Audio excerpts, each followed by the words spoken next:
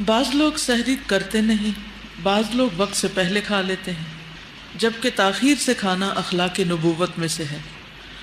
ابو درداء سے روایت ہے کہ رسول اللہ صلی اللہ علیہ وسلم نے فرمایا، 3 کام اخلاق نبوت میں سے ہیں: افطاری میں جلدی، سحری میں تاخیر، اور نماز میں دائیں ہاتھ کو بائیں ہاتھ پر رکھنا، یعنی ہاتھ باندھنا۔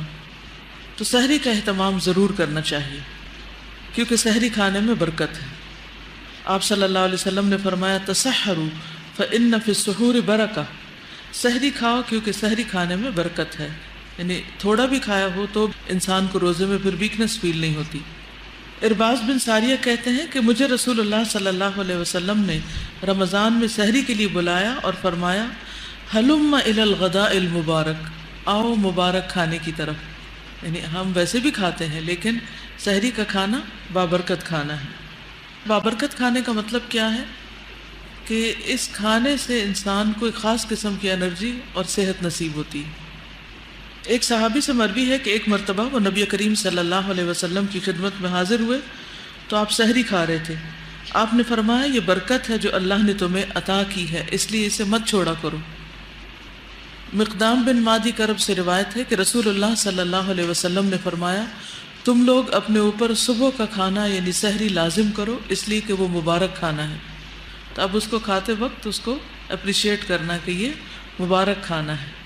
سحری ضرور کھانی چاہیے، خواہ پانی کا ایک گھونٹ ہی کیوں نہ پی لیا جائے۔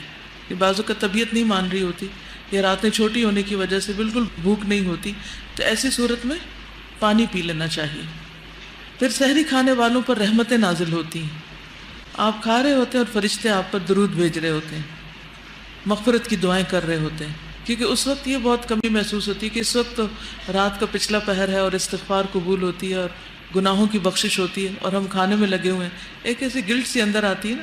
تو اس وقت تسلی رکھنی چاہیے کہ جب تک ہم کھا نہیں رہے تھے اور جاگ رہے تھے، اس وقت میں ہم دعا کر رہے تھے، اور اب ہم کھانے کی وجہ سے دعا نہیں مانگ سکتے تو فرشتے دعائیں مانگ رہے ہیں۔ تو اس سے پھر انسان کے اندر ایک پازیٹیوٹی آتی ہے، خوشی آتی۔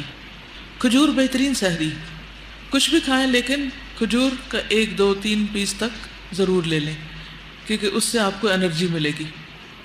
افطار جلد کرنا مسنون ہے، افطار جلد کر لینا چاہیے، کیونکہ بعض اوقات ہم ادھر ادھر کے کاموں میں لگے رہتے ہیں، کچن سمیٹ رہے ہوتے ہیں، اچھا میں آ رہی ہوں، اور اس میں 2 3 منٹ بعض اوقات لوگ ڈیلے کر دیتے ہیں۔ تو ڈیلے نہیں کرنی چاہیے، بس ادھر اعلان ہو اور دوسری طرف افطار ہو جائے، چاہے پانی کا ایک گھونٹ ہی کیوں نہ ہو۔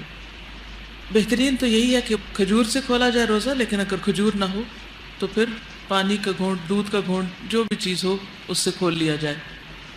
سحری اور افطاری دونوں اوقات میں انسان اللہ سبحانہ وتعالیٰ سے دعائیں کر سکتا ہے، اور ان دعاؤں میں خصوصاً اپنی بخشش کی دعا، کیونکہ اگر بخشش ہو گئی تو سمجھیے کہ سب کچھ ٹھیک ہو گیا۔